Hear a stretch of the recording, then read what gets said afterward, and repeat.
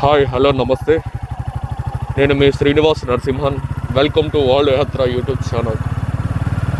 ఈరోజు మనం పలాసలో ఉన్నాం. పలాస నుండి జస్ట్ 2 or 3 కిలోమీటర్స్ లాంగ్లో తర్లా కోట అనే ఒక కోట ఉంది. దాని ప్రత్యేకత ఏంటంటే ఆ పేరులోనే ఉంది కోట అని. ఇక్కడ ఒక రాజు నివసించేవారు. ఆ రాజు ఎలా ఉండేవాళ్ళు, ఏంటి విషయం అన్నది మనం ఈరోజు చూడడానికి మీ ముందు పెట్టడానికని వెళ్తున్నాం. దీనిపైన సుమన్ టీవీ వాళ్ళు కూడా ఒక వీడియో చేస్తున్నారు. కాకపోతే అది ఎలా అంటే జస్ట్ కోట వరకు చేస్తున్నారు, కానీ దాని యొక్క మిస్టరీస్, దాని యొక్క అది నిజంగా కోటేనా, అసలు రాజులు నివసించే వాళ్ళ, రాజు పరిపాలించారా, అది ఏ విధంగా ఎలా ఉంటుంది, ఏమిటి అనేది అన్నీ కూడా ఈరోజు చూద్దాం రండి.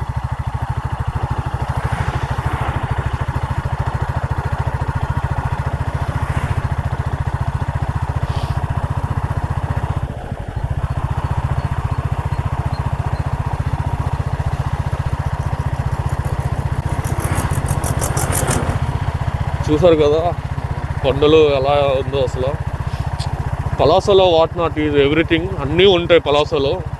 కాకపోతే ఆంధ్రప్రదేశ్ రాష్ట్రానికి చిట్ట చివరి ప్రదేశం అవడం చేతన పెద్దగా డెవలప్మెంట్ అనేది లేదు ఇక్కడ.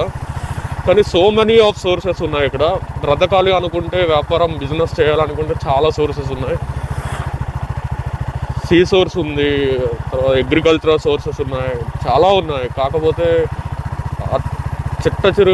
చివరి ప్రదేశం అవడం చేతన ఇక్కడ డెవలప్మెంట్ అనేది పెద్దగా లేకపోవడం చేతన పలాస అనే ప్రాంతం ఆంధ్రప్రదేశ్ రాష్ట్రానికి వెనకబడి ఉంది. ఇక్కడ ఏమున్నాయి, ఎలా ఉన్నాయి, ఏంటి అనేది ప్రతిదీ కూడా మీకు వివరంగా చెప్తాను, వివరంగా చూపిస్తాను కూడా. ప్రస్తుతానికి మనం పలాస హోమ్ టూర్ చేస్తున్నాం. పలాసకి చుట్టుపక్కల ఎక్కడెక్కడ ఏమున్నాయి, ఎలా ఉన్నాయి, ఏంటి అనేది ప్రతిదీ కూడా మీకు వివరంగా చూపిస్తాను. చూసారు కదా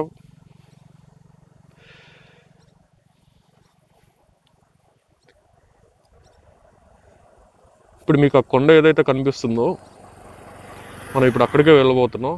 దాన్నే ట్రెక్ చేయబోతున్నాం, అడ్వెంచర్ చేయబోతున్నాం. So stay tune.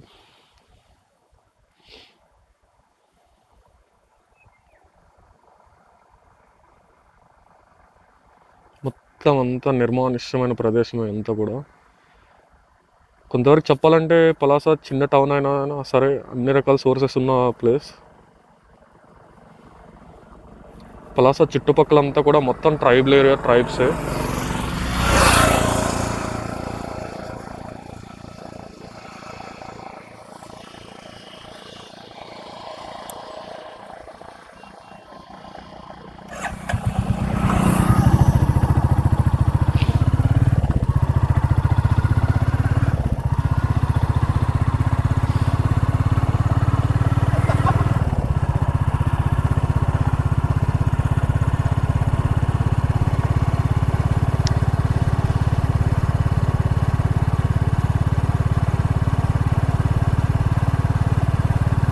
Present Sankranti వాతావరణంలో ఉన్నాం. కానీ అందరూ సంక్రాంతి సెలబ్రేట్ చేసుకుంటుంటే మనం మాత్రం విహారయాత్ర చేస్తున్నాం, దండయాత్ర చేస్తున్నాం.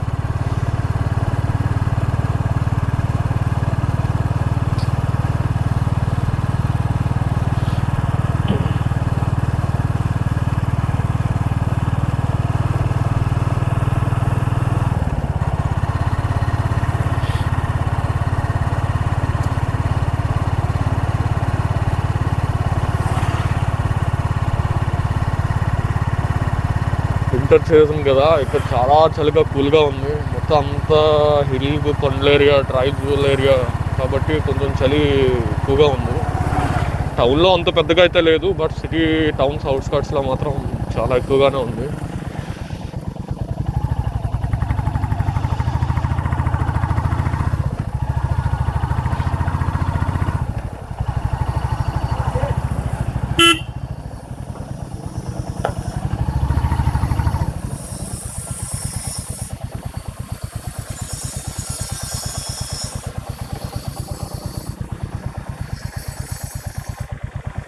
ఇప్పుడు చూసారు కదా, ఇక్కడ హ్యాండ్మేడ్గా చేస్తారు ఇదంతా కూడా వర్క్. ఇక్కడ చాలా బాగుంటుంది. మీకు ఎప్పుడైనా ఏదైనా అవసరం ఉంటే తర్లాకోట విజిట్ చేసి, పలాస విజిట్ చేసి, పలాస నుండి జస్ట్ 2 కిలోమీటర్స్ దూరంలో తర్లాకోట అనే ప్రదేశం ఉంది. మీరు విజిట్ చేసి మీకు కావాల్సినవి తీసుకోవచ్చు. సరే, మనం వెళ్దాం.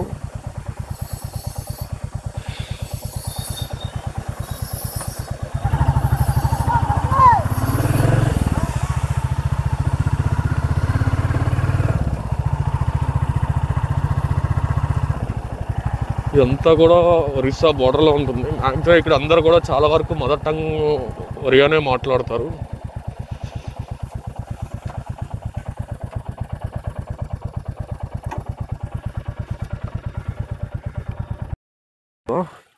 ఇది ప్రస్తుతానికి వింటర్ సీజన్ కాబట్టి పెద్దగా వాటర్ లేదు, కానీ అదే రైనీ సీజన్ మాత్రం నేను ఎక్కడైతే నిల్చున్నానో అంతవరకు వాటర్ ఉంటుంది. చాలా లోతుగా ఉంటుంది. ఇందులో మ్యాక్సిమం అనకొండాలు ఇలాంటివి కూడా ఉండే ఛాన్సెస్ చాలా ఎక్కువ ఉన్నాయి.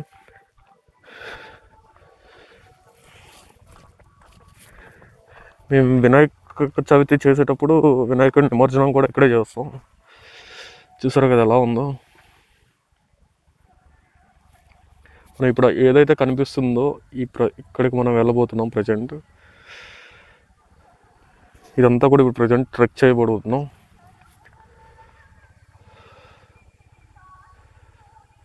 ఇదంతా కూడా వీడియో డిజే ఓసం ఎస్ఈ గ్లింబల్తో మనం షూట్ చేస్తున్నాం.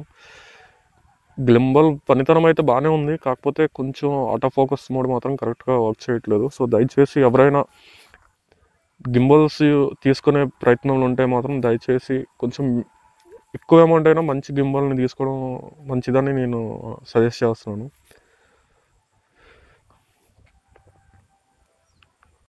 అంతా కూడా ఫ్యాక్టరీసే కనిపిస్తాయి ఇక్కడ, గోడౌన్స్ ఫ్యాక్టరీస్. ఎందుకంటే ఇక్కడ క్యాజు చాలా ఫేమస్, అండ్ అలానే ప్రాసెసింగ్ మేకింగ్ అంతా కూడా ఇక్కడ జరుగుతుంది. చాలా వరకు ఇంపోర్ట్ చేస్తారు. మనకి మార్కెట్లో దొరికేది కూడా 3rd గ్రేడ్ పప్పు మాత్రమే. ఫస్ట్ గ్రేడ్ మ్యాక్సిమం అదర్ కంట్రీస్కి ఇంపోర్ట్ అయిపోతుంది. మనం వచ్చాం ఇప్పుడు ఇలానే, మనం వెళ్ళబోతుంది ఇలా. వేరే వెయిట్ చేస్తున్నాడు, పదండి వెళ్దాం.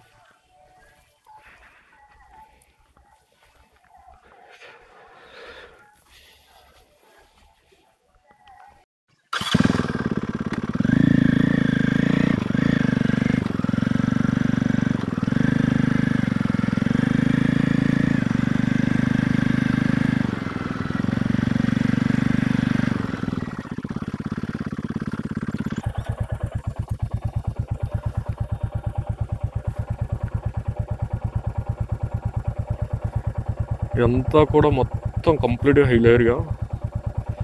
అసలు ఇలాంటి ప్రదేశాల్లో రాజులు ఎలా ఉండేవాళ్ళు, ఏ విధంగా ఉండేవాళ్ళు, అసలు నిజంగానే ఉండేవారా లేదా, అవునా కాదా అనేది మనం ఈరోజు చూద్దాం. నేను మీకు చూపిస్తాను.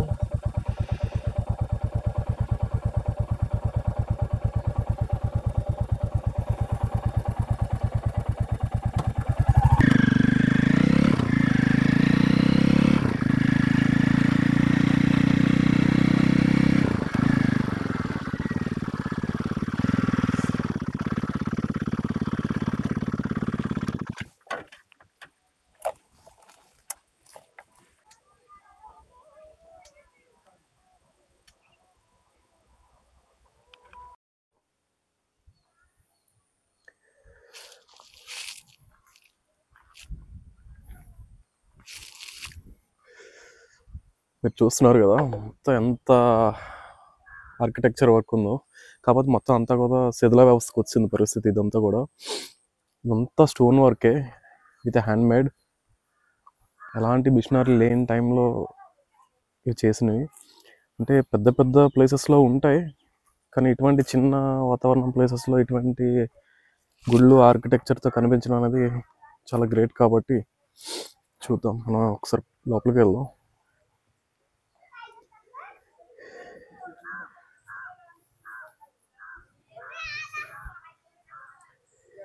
ఇది ఎంట్రీ. ఇప్పుడు మీరు చూస్తున్న గుడి ఇది ఏదైతే ఉందో, ఇది ఇక్కడ పూరి జగన్నాథేశ్వరుడు మన రథయాత్ర సమయంలో వాళ్ళు పిన్ని గారి ఇల్లు అయినటువంటి ఇక్కడికి వచ్చి ఆయన ఉంటారు, ఉండిపోతారు. ఇంకా ఉండిపోతే ఇక్కడికి వచ్చి పిలవడానికే వస్తారు లక్ష్మమ్మ. ఇంకా రావలేదు అని చెప్పి పిలుపు చేయడానికి వస్తారు, తీసుకువెళ్ళడానికి అని వస్తారు. సో హనుమంతుడు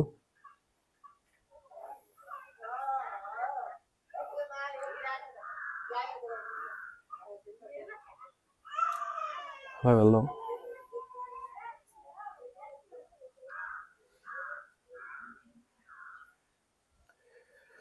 ఇవన్నీ అవతార మూర్తులు. మీకు ఏదైనా ఐడియా ఉంటే దానికోసం కామెంట్ చేయండి కామెంట్ బాక్స్లో. నాకు కొన్ని అవతారాలు మాత్రం ఐడియా ఉన్నాయి, అన్ని అవతారాలు అయితే నాకు ఐడియా లేదు.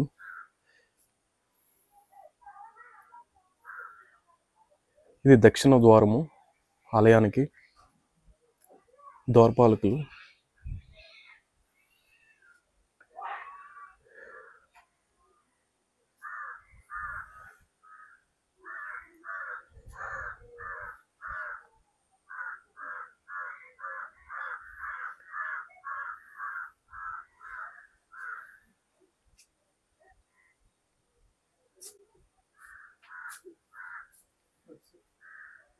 ఇది చూసారు కదా, ఇది రామావతారం. కరెక్ట్గా చూడండి. ఇది భృగురామ అవతారం.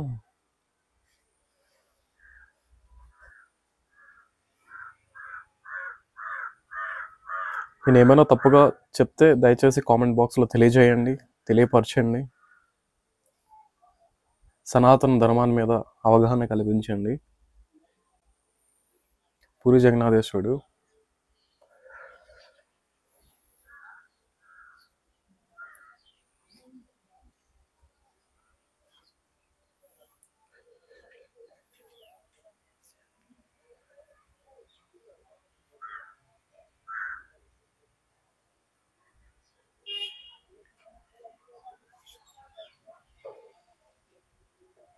ఇది కృష్ణ అవతారం.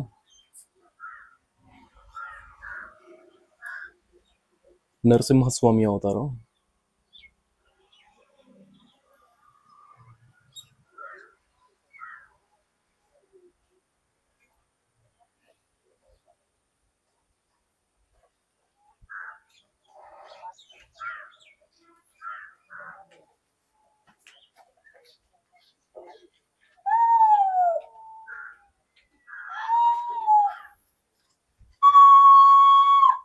చూసారు కదా, నాకు కొన్ని మాత్రమే నాకు ఐడియా ఉన్నాయి, అన్నిటిపైన నాకు అవగాహన అయితే లేదు. నేను కూడా అవగాహన కల్పించుకోవడానికే ఈ ఓడయాత్ర ఛానల్ని స్టార్ట్ చేసి ఇలా మేము ముందుకు రావడం జరిగింది, నన్ను నేను అవగాహన కల్పించుకోవడానికి. ఇది మత్స్య అవతారం. ఇది కూర్మ అవతారం.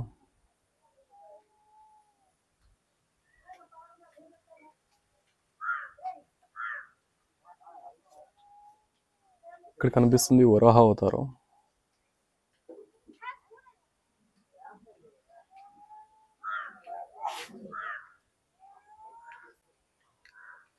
ఇక్కడ కనిపిస్తుంది కూడా నరసింహ అవతారం.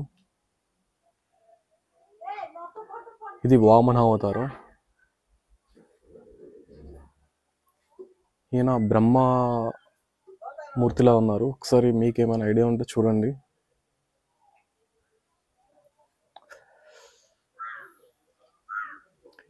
ఇంత ఆర్కిటెక్చర్గా ఉందా కదా, వర్క్ అంతా కూడా చాలా బాగుంది. కానీ ప్రస్తుతానికి ఇదంతా కూడా శిథిల వ్యవస్థకు వచ్చేస్తుంది.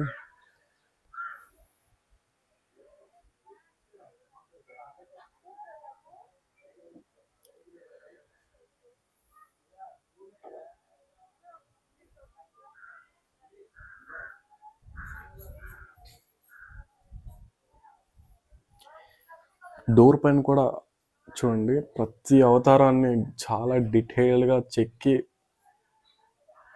భద్రపరిచారు. కాకపోతే ఇది చాలా లూప్లో ఉండడం, ఇక్కడ ఎవరు కూడా దీన్ని పట్టించుకోకపోవడం చేతన అంతా కూడా శిథిల వ్యవస్థకి దిక్కు లేని పరిస్థితికి వచ్చింది. కానీ ఇటువంటి దేవాలయాలని, ఇటువంటి ఆర్కిటెక్చర్ వర్క్ అంతటిని కాపాడుకునే బాధ్యత మనలోనే ఉంటుంది, మనపైనే ఆధారపడి ఉంటుంది. సో మనకు కుదిరినంత వరకు మన సనాతన ధర్మాన్ని మనమే రక్షించుకుందాం, మనమే కాపాడుకుందాం.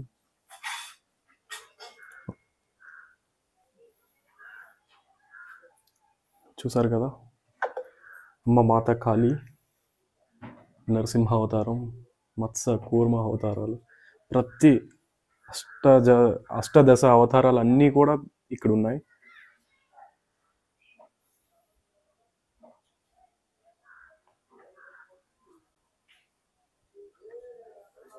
హనుమంతుడు ఎంత చక్కగా ఉందో కదా. మొత్తం అంతా శిథిల వ్యవస్థలోకి వచ్చింది. అప్పటికి ఇక్కడ ఉన్న లోకల్ వాళ్ళు, ఇక్కడ దగ్గరలో ఉన్న ప్రజలంతా కూడా దీన్ని కొంతవరకు రక్షించుకొని వస్తున్నారు. అందుకే మొత్తం పైన టాప్ అంతా కూడా శిథిల వ్యవస్థ అయిపోయింది. ఏం లేదు, కంప్లీట్గా మొత్తం రేకులతో దీన్ని కవర్ చేసుకుంటున్నారు. సరే, ఇంకా మనం ముందుకు వెళ్దాం.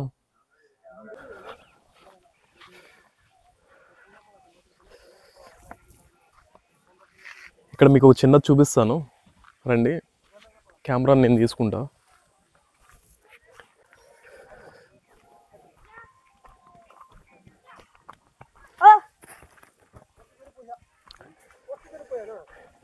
ఇదేంటో ఎవరికైనా తెలిస్తే కామెంట్ చేయండి. దీన్ని నేల నొయ్య అని అంటారు.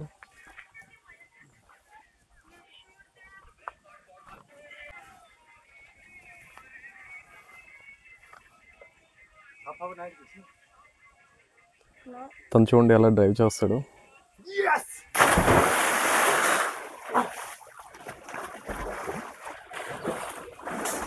దయచేసి మీకు స్విమ్మింగ్ వస్తే మాత్రం డ్రైవ్ చేయండి, లేకపోతే మాత్రం ఇలాంటి రిస్కులు మాత్రం చేయొద్దు ఎట్టి పరిస్థితుల్లో కూడా. నాకు చూస్తే గెంతాలనిపిస్తుంది, దుఃఖాలనిపిస్తుంది, కానీ వీడియో షూట్ చేయాల్సింది చాలా ఉంది కాబట్టి ప్రస్తుతానికి పనిగా ఏం పట్టుకోలేదు. పదండి మనం ప్రజెంట్ అక్కడికి వెళ్దాం. ఎగ్జైటింగ్గా ఉన్నట్టున్నారు, ఇంత గ్రీనరీగా ఉందో కదా.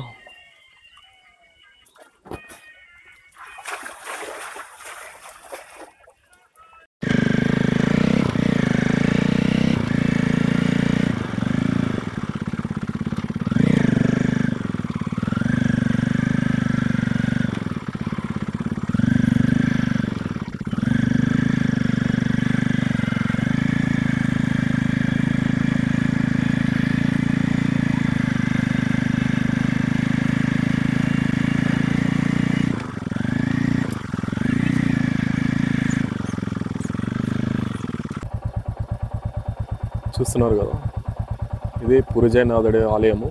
మనం ఇందాక చూసింది అది కూడా పూరి జగన్నాథుడిదే. కాకపోతే ఏంటంటే మనకి రథయాత్ర సమయంలో ఇక్కడ నుండి వాళ్ళ పిన్నిగారి ఇంటికి, పిన్నిగారి ఇల్లు అయినటువంటి అక్కడికి వెళ్తారు ఆయన. తర్వాత లక్ష్మమ్మ ఆయన్ని పిలుచుకురావడానికి అని చెప్పి అక్కడికి వెళ్ళి తీసుకొస్తుంది.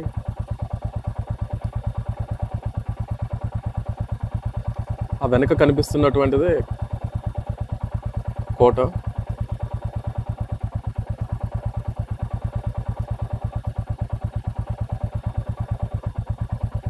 మొత్తం అంతా శిథిల వ్యవస్థలోకి వచ్చింది, ఏం లేదు, కంప్లీట్గా మొత్తం డ్యామేజ్ అయి ఉంది. పదండి దగ్గరికి వెళ్దాం. ఇప్పుడు రాజులు రాణులు స్నానాలు చేసే కోనేరు, మన లాంగ్వేజ్లో చెప్పాలంటే ఒక స్విమ్మింగ్ పూల్ లాంటిది.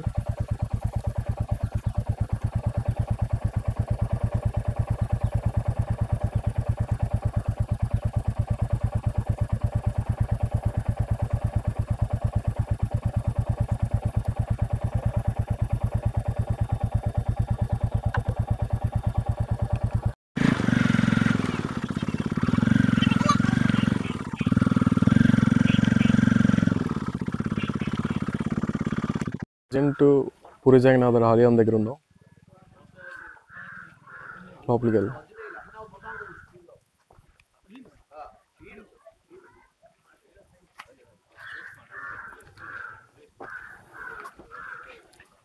ఎంతగా న్యూలీ కన్స్ట్రక్టెడ్. పలాస మూవీలో ఒక సాంగ్ ఉంది కదా, ఆ సాంగ్ని ఇక్కడే షూట్ చేశారు.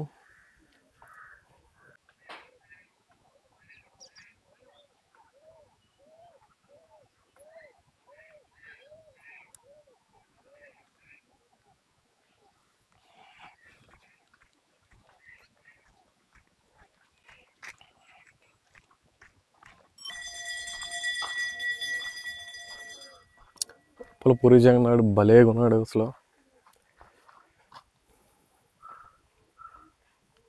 పదండి లోపలికి వెళ్దాం. చెప్పులను బయట విడిచిపెట్టి రమ్మని చెప్పి ఒక నోటీస్ బోర్డు అయితే పెట్టి ఉన్నారు. సో దయచేసి ఎవరు వచ్చినా దీన్ని గమనించండి, గమనించి లోపలికి వెళ్ళండి. ధర్మో రక్షిత రక్షిత అన్నారు. మన ధర్మాన్ని మనం కాపాడుకోవడమే మంచిది, మన చేతిలోనే ఉంది అది కూడా.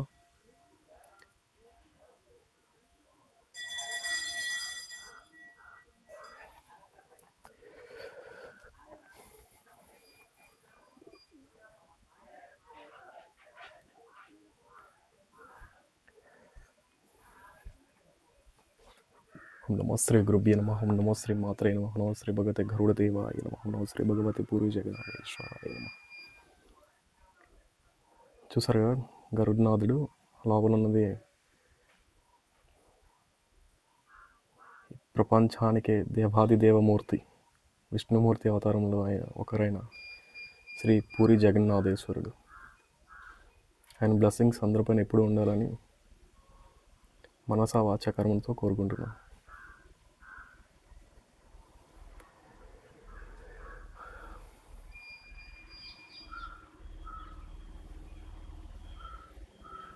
లోపలికి వెళ్దాం.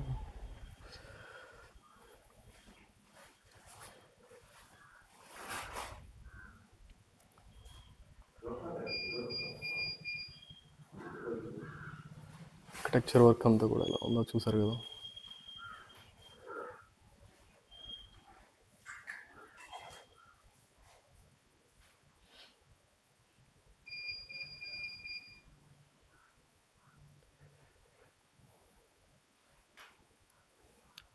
జగన్నాథుడిది దర్శించుకునే ముందు మనం ఇక్కడ ఏమున్నాయో ఒకసారి చూద్దాం.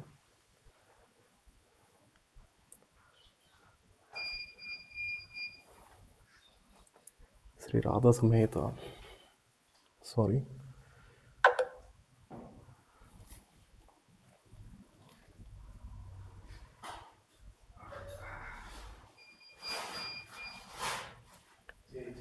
శ్రీకృష్ణుడు,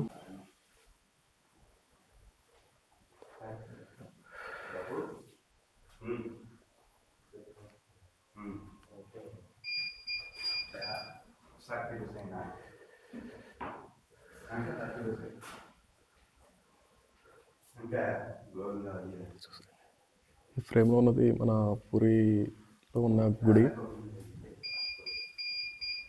పూరి దేవస్థానం.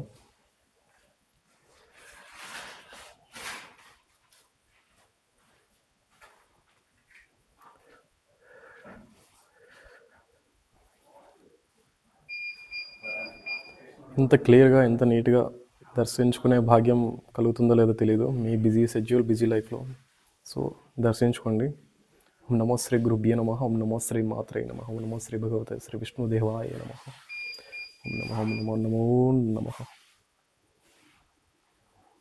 మీతో పాటుగా నేను ఈరోజు దేవాది దేవత మూర్తిని దర్శించుకోవడం చాలా ఆనందంగా ఉంది.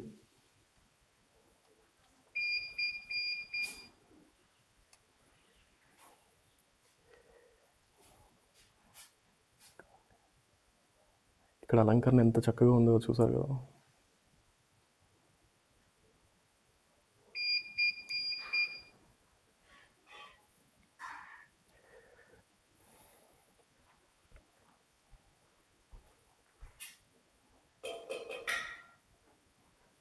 ఈయన ఎవరో నాకు తెలియదు. దయచేసి మీకు తెలుసుంటే కింద వీడియో కింద కామెంట్ చేయండి.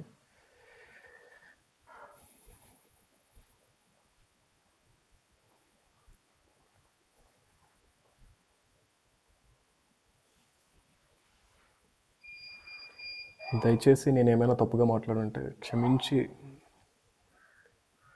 దాన్ని కరెక్ట్ చేయడానికి ప్రయత్నించండి మీ కామెంట్ రూపంలో.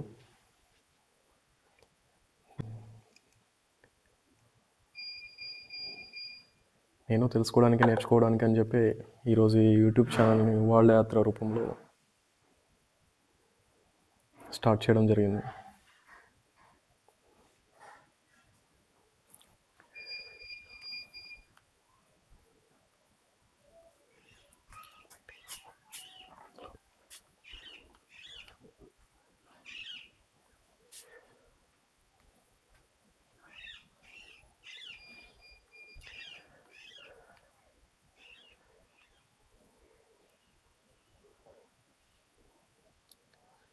ఆర్కిటెక్చర్ వర్క్ అంతా చూసారు కదా ఎలా ఉందో.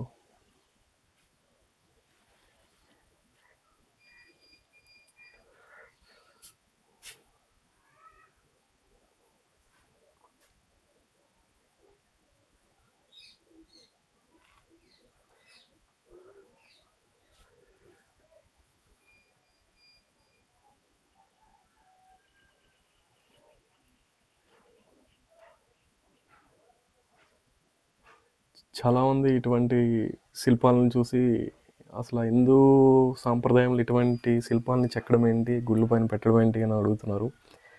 నాకు తెలిసినంతవరకు నేను చెప్తున్నా, అది ఎంతవరకు వాస్తవం అనేది నాకు తెలియదు. దానికి అర్థం ఏంటంటే, అంటే మీలో ఉన్నటువంటి కామ క్రోధ మోక్షాలన్నింటినీ విడిచిపెట్టి నా చెంతకు ఏమీ లేకుండా రా, నేను నిన్ను ఎక్కడ చేర్చాలి అక్కడే చేరుస్తానని ఒక మీనింగ్తో అది ఇక్కడ చెక్కబడుతున్నాయి. మన హిందూ శాస్త్రమైన హిందూ ధర్మమైన అదే చెప్తుంది. ఇంకా దీనికి ఇంకా ఏమైనా పరమార్థం ఉందో లేదో అనేది మీకు తెలుసుంటే కామెంట్ రూపంలో తెలియచేయండి. మీరు చేసే కామెంట్ ప్రతి ఒక్కరు కూడా వివరంగా చూస్తారు, చదువుతారు. సో మీకు తెలిసినంతవరకు చూడండి. ఇది ఇక్కడ తర్లాకోట రాజుగారి కోట.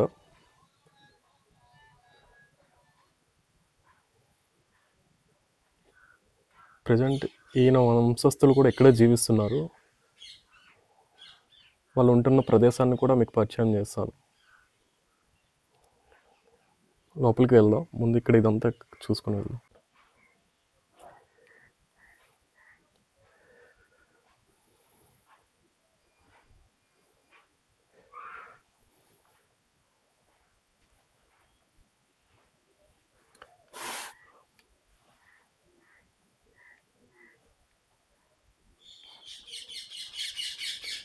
చూడండి, దీన్ని చాలా అవమానంగా భూత బొమ్మలుగా చూస్తారు.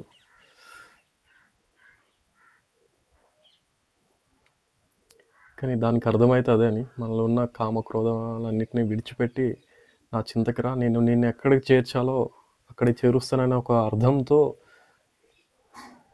ఇవి ప్రతిష్ఠించడం, శిల్పాలుగా చెక్కి ఆలయాలు బయట పెట్టడం అనేది జరిగింది.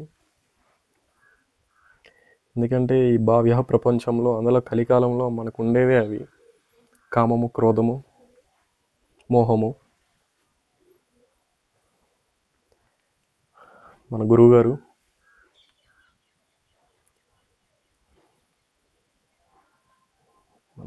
ఎక్కడ ఉన్న మంచి హోదాలో ఉంటారు.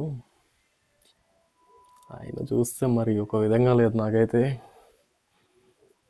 ఆయనకి డయాడ్ ఫ్యాన్ నేను.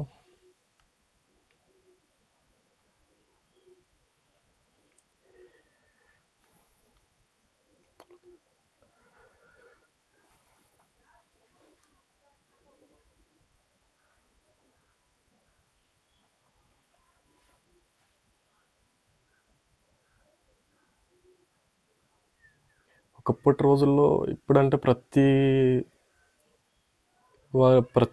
చిన్న వాళ్ళ దగ్గర నుండి ప్రతి ఒక్కరికి కూడా అవగాహన ఉంది. దేని మీద అవగాహన ఉందో చెప్పండి మీరేనే. కానీ ఒకప్పుడు అవగాహన కూడా ఉండేది కాదు. సో అవగాహన కల్పించడానికి కూడా అవి ఇలాగ శిల్ప రూపంలో చెక్కి పెట్టడం అనేది జరుగుండొచ్చు మేబీ, నేనైతే అనుకుంటున్నాను అలాగని. దాన్ని మనం ఎప్పుడూ తప్పుగా తీసుకోకూడదు. దాన్ని పాజిటివ్ మైండ్ సెట్తో ఆలోచిస్తే అది శాస్త్రం ఎప్పుడూ ఏది తప్పుగా చెప్పేటట్టు అయితే అనిపించదు. దయచేసి శాస్త్రాన్ని పాజిటివ్గా అర్థం చేసుకోవడానికి, అసలు ఎందుకు ఆ నియమం పెట్టారు, ఎందుకు ఆ రూల్ పెట్టారు అనేది అర్థం చేసుకోవడానికి ప్రయత్నించండి. ఒకప్పటి జనరేషన్ వల్ల అయితే వాళ్ళకి ఎడ్యుకేషన్ ఉండేది కాదు కాబట్టి, చాలా వరకు దేనిపైన అవగాహన ఉండేది కాదు కాబట్టి వాళ్ళకి ప్రతిది కూడా ఏమి తెలియదు, తరతరాలుగా వస్తుంది, మనం చేస్తున్నామని అంటారు. కానీ ఇప్పుడున్న ప్రజెంట్ జనరేషన్ అంటే ప్రతిది కూడా వాస్తవానికి అసలు ఏంటి అర్థం, పరమార్థం ఏంటి, దాని వెనకున్న రహస్యం ఏంటి, దానికి ఎందుకు అలా రూల్ ఇలా ఈ విధమైన రూల్ ఎందుకు పెట్టారు, ఎందుచేతన పెట్టారు అనేది చాలా వరకు మనం విశ్లేషిస్తాం. ఎందుకంటే క్వశ్చన్ చేస్తాం. క్వశ్చన్ చేయడం అది నిజంగా కరెక్టే. అది క్వశ్చన్ చేయాలి, ప్రతిదాన్ని మనం క్వశ్చన్ చేయాలి. క్వశ్చన్ చేస్తేనే దానిలో ఉన్న అర్థం ఏంటి, పరమార్థం ఏంటి అనేది మనకి అర్థమవుతుంది. సో అప్పుడు నిజంగానే శాస్త్రాన్ని గొప్పగా మనం భావిస్తాం. ఎందుకంటే శాస్త్రం ఏది తప్పుగా చెప్పదు. నాకు తెలిసేంత వరకు, నేను పరిశీలించి క్వశ్చన్స్ చేసేంత వరకు, నాకు నేను విశ్లేషించేంత వరకు కూడా నాకు శాస్త్రాన్ని గురించి చూస్తే చాలా ఆనందంగా అనిపిస్తుంది, చాలా హ్యాపీగా అనిపిస్తుంది. ఎందుకంటే నాకు అవన్నీ నాకు ఎక్కువగా విశ్లేషించే ఆలోచన ఎక్కువగా ఉండడం చేత నేను ప్రతిదీ కూడా చాలా డీటెయిల్డ్గా విశ్లేషిస్తాను. అంత తొందరగా ఎవరిని నమ్మడం కానీ, పాయింట్అవుట్ చేయడం కానీ ఏది చేయను, బ్లేమ్ చేయడం అంతకంటే చేయను. ఎందుకు చెప్పారు, ఏ విధంగా చెప్పారు అలాగని చెప్పి దాన్ని నమ్మేను, పట్టుకోను.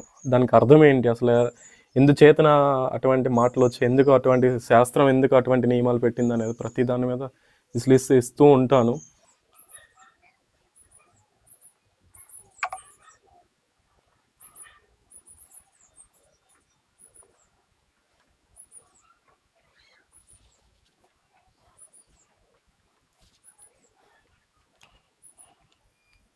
దీనిని ఉత్తర ద్వారం అని అంటారు. ప్రతి విష్ణు ఆలయానికి, విష్ణు అవతారం అయినటువంటి ప్రతి ఆలయానికి కూడా ఉత్తర ద్వారం అనేది ఉంటుంది. ఓన్లీ విష్ణు అవతారానికే కాదు, శివ టెంపుల్స్ కూడా ఉంటుంది.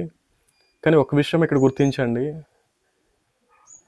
మన శాస్త్రం ఒకటే చెప్తుంది అది ఏమిటంటే ఉన్నది ఒకటే, కనిపించేది ఒకటే, అంతా ఒకటే అని. అది నిజమే, వాస్తవమైన విషయమే. అది మనం కరెక్ట్గా విశ్లేషిస్తే దాని వెనక ఉన్న రహస్యం ఏంటి, దాని అర్థం ఏంటి, నిజమా కాదా అనేది కూడా తెలుస్తుంది. మన హిందూ శాస్త్రంలో ఇండియా మైథాలజీ ప్రకారం చూసుకుంటే మన హిందువులో కోట్ల మంది దేవమూర్తులు ఉన్నారు. ఎందుకు అలా ఉన్నారు, మిగతా రిలీజియన్స్లో ఎందుకు ఒక్కరుగా ఉన్నారు అనేదానికి చాలా ఒక కారణం అయితే ఉంది. చాలా కారణాలు కాదు, ఒక కారణం అయితే ఉంది. మన హిందూ సాంప్రదాయం ప్రకారం ఏంటంటే మనం ప్రతిదాన్ని గౌరవిస్తాం. ఒక ప్రజలకి ఎవరైతే సహాయం చేసి వాళ్ళకి ఆదుకొని అండగా నిల్చుంటారో వాళ్ళ దృష్టిలో అతనే దేవుడు. అతను ఖచ్చితంగా మనం గౌరవించి అతనికి మనకు కుదిరేంత వరకు వాళ్ళ ప్రేమ అభిమానాల కోసం అని చెప్పి అతనికి గుళ్ళు, ఆలయాలను కట్టడం, దేవతామూర్తులుగా శిల్పరూపంలో చెక్కి పెట్టడం ఇవన్నీ చేస్తారు. సో అందుచేతనే మనకి దేవతామూర్తులు అనేవాళ్ళు చాలా ఎక్కువ. హిందూ ధర్మశాస్త్రంలో కోట్ల మంది దేవతామూర్తులు ఉన్నారు, వస్తూనే ఉంటారు. నెక్స్ట్ అప్కమింగ్ అవతారం, అందరం మనం వెయిట్ చేస్తున్న అవతారం ఏదైతుందో అదే కలికి అవతారం. అది ఎవరి రూపంలో వస్తుంది, ఎలా వస్తుంది, ఏ విధంగా వస్తుంది అని అందరం దానికోసమే కదా ఎదురు చూస్తుంది. సో మీతో పాటుగా నాకు కూడా చాలా ఆతృతగా ఉంది. కానీ మనం అప్పటి వరకు ఉంటామో లేదో, మన జీవనం అప్పటి వరకు సాగుతుందో లేదో తెలియదు. చాలామంది అంటారు కలికాలం అనేది ఎండింగ్ అని. కాకపోతే నాకు తెలిసి కలికాలం అనేది స్టార్టింగ్ పాయింట్. మంచి జరగడానికి ఇదే స్టార్టింగ్ పాయింట్ అని నేను భావిస్తున్నాను.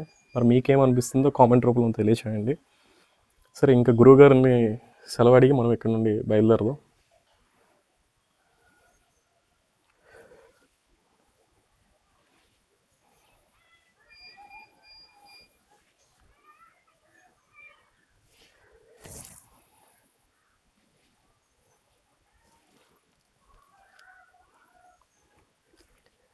చాలా పీస్ఫుల్గా అయితే ఉంది ఇక్కడ, వెదర్ చాలా బాగుంది.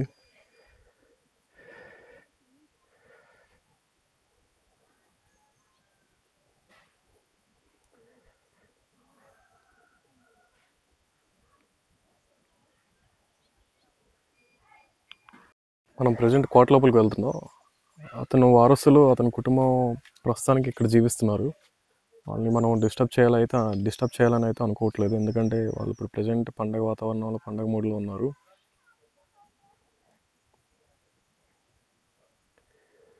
సో మనం లోపలికి వెళ్దాం. సో